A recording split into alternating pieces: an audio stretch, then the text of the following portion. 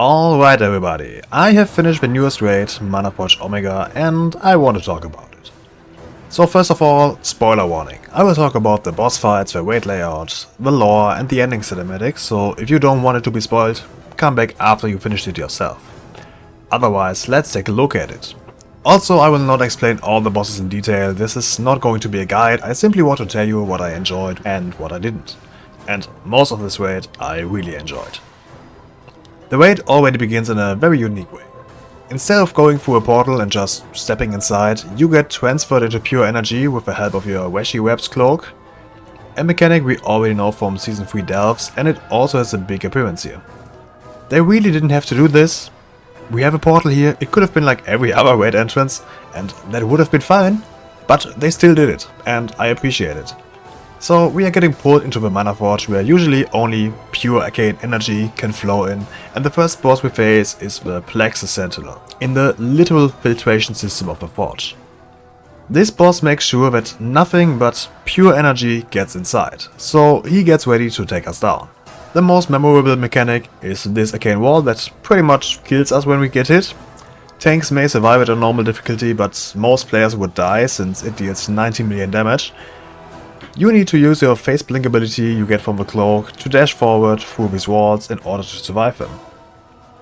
Besides that, a lot of dodging and whatnot, not the craziest fight but a really fun one nonetheless. Definitely a good start. After that we already make our way to the core of a Mana Forge, where we can see the platform of the final boss below us. The layout is really reminiscent of multiple Burning Crusade dungeons, which got me a lot of nostalgia.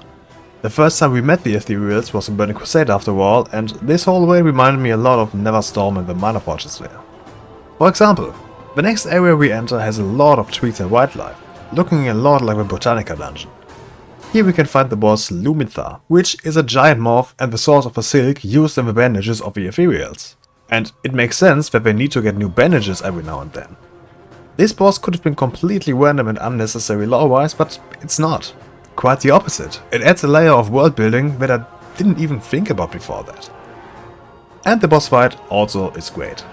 I really like the transition to the second phase when this big morph just decides to tear itself in half to have a better shot at killing us. First I thought this morph was kinda cute, I mean, yeah, it's a big ass morph, but it's pink, you know, cute.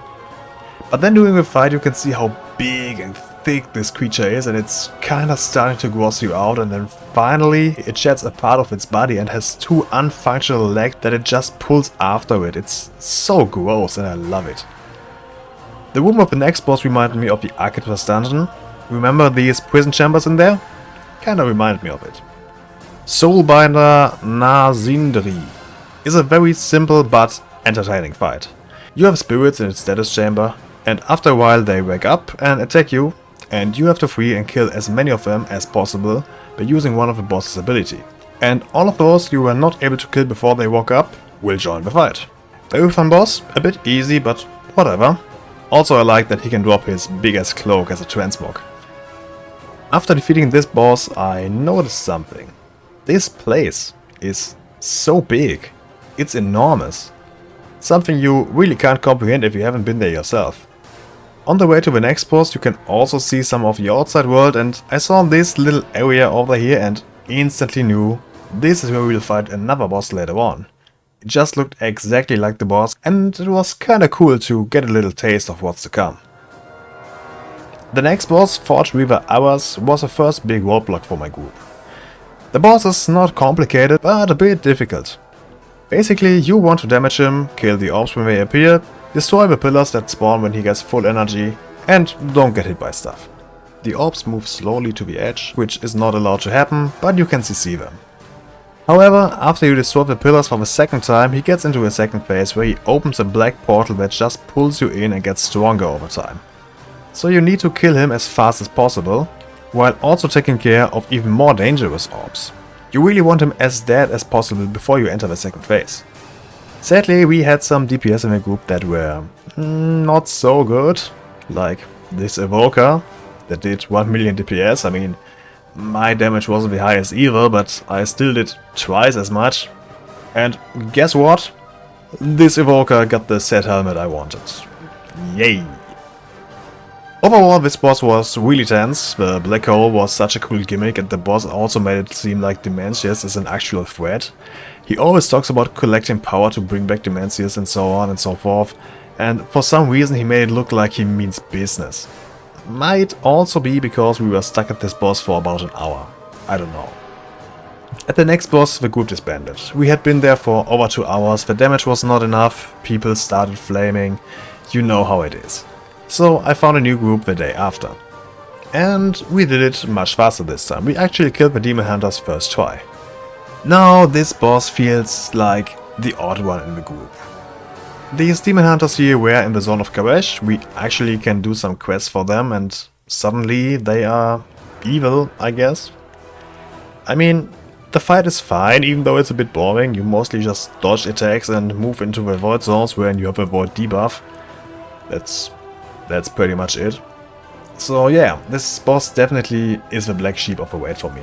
But nonetheless a solid encounter. Just kinda pointless in my opinion. The next boss is the one I mentioned before, Fractilis. He might have one of the most unique abilities I have ever seen in the game. He pushes walls against player characters and you have to put them to certain spots. There's one ability that can destroy the walls again, and if you end up with 6 walls at the same spot, you wipe. Sounds kinda weird. Honestly, it is a bit weird, but it's a really interesting mechanic that I have never seen before and therefore it's really fresh. I would take that 1,000 times over a generic council fight where you just have to dodge abilities. Like the demon hunters. The only downside I have with this boss, and I know I'm really nitpicking here, is the music.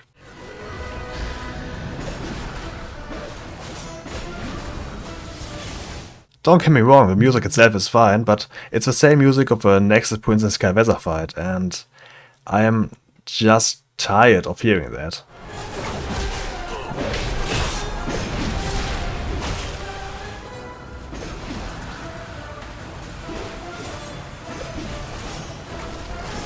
After that you go inside of this small building, and first of all I was confused where the hell we are going, but then we went down, saw the big black hole again, and it felt pretty damn cool. Then we landed on the Shadow Docks down below the Mana Forge, and here you can pick up these Abyssal Pole Arms, which you can use for a Bladestorm ability that really deals a lot of damage. I am always a fan of items you can pick to make trash easier, and I even more like it to see myself topping the damage meters like this for a moment. So yeah, that was pretty nice. Shortly after we reached the penultimate boss, Nexus King Salada. Another really great fight. Soak his abilities, at least 3 of them, otherwise you get mind controlled and die. Then go to 2 separate platforms, kill a lot of trash, fight him together with his dragon. Then he sacrifices his dragon to become stronger and then you kill him. And of course, you have to dodge a bunch of abilities as well. What I really like about this fight is this. This guy here might be the Nexus King, but in the end, he is just another ethereal like all the others. So he should have no reason to survive much longer and have much more HP. And you first lower his health really quick, until he jumps on his dragon and lets you fight his army. And then he heals himself by sacrificing his dragon later on, so he does survive as long as a regular raid boss does. But it still felt like he's not a super powerful being. Being the king that he is, his strength comes from his army, not from himself. And I think that was perfectly executed in this boss fight. Also the visuals in this fight are amazing. And he has a really cool weapon, which even dropped, but of course I didn't get it. Also what's interesting is that he didn't really die. Salada shows up in the end and consumes him, which is kinda crazy. Oh yeah, if you haven't played the patch yet, Salada is on our side now. Kinda. At the moment. Yeah. Time for the final boss. Dementia's the All-Devouring.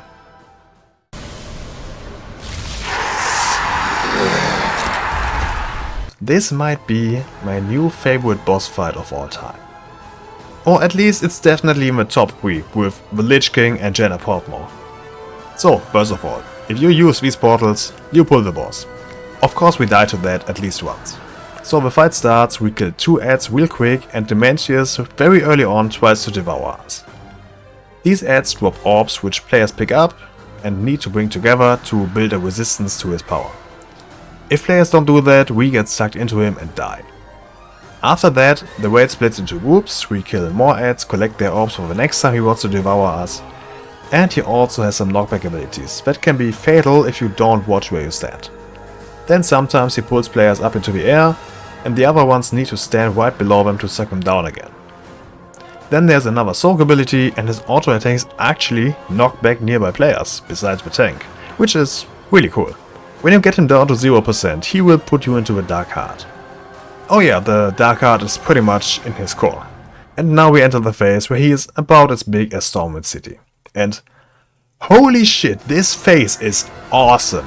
So you fall down, Salada catches you, you mount up and start flying towards Dementia. You have to dodge flying void asteroids and a giant laser beam, then land on the next island you can find to fight off a big ad. This ad divides the platform into 4 pieces by spawning ads in a cross formation. You take out one of them, so you can switch sides. Dementia then throws another voidy asteroid at you, which deals damage on about 90% of a platform, and you have to run to the very edge of the other side. You have to look at Dementia's animation to see on which side he throws it. And then you have to take out another ad to make it possible to go to the remaining side, because Dementia will cast another gamma burst, which is this giant laser, which deals damage, pushes you back, and if you can't get through there, you die. After taking out this one, you fly again to the next platform and pretty much do the exact same thing. Flying underneath Dementia's arm to get behind him is so awesome. After killing the next ad, Dementia pulls you into his core, where you have a lot of other abilities to take care of. Dodging attacks, staying inside orbs to not get devoured, timing to get hit by these wings without getting more stacks and therefore increased damage, and the arena is getting smaller and smaller all the time. This was an absolutely fantastic fight and I enjoyed every second of it. Also, I didn't mention it yet, but the music. Just listen to it.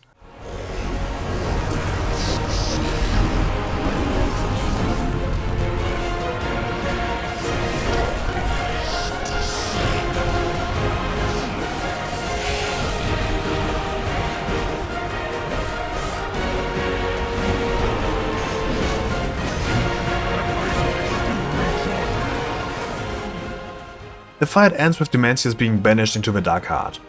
And in the ending cinematic, Salada betrays us. Shock, I know. People are complaining that this was way too predictable and a bad plot twist, but duh, of course this was predictable. That was never meant to be a plot twist. It's what Salada has been doing all expansion long, making allies and betraying them as soon as they have no use to her anymore. She did it with Anzarak, she did it with Gallywix, and now she did it with us. The only thing that I don't really like about this ending is we are basically back where we started at the beginning of the expansion. Hunting Salada, who has the Dark Heart with a lot of power. Just now she got the power of a freaking Void Lord inside there. Oh, and Locust Walker dies. Sad, I know. Anyways, overall a really, really good raid. People love to complain about stupid stuff like, he's small as fuck, I mean, we took a ride on Deathwing's neck.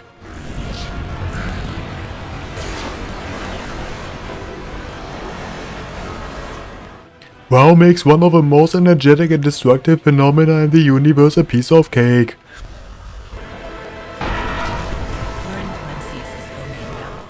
They said Dementia is the biggest boss I've ever done, yet it's just Fireland's Waggy.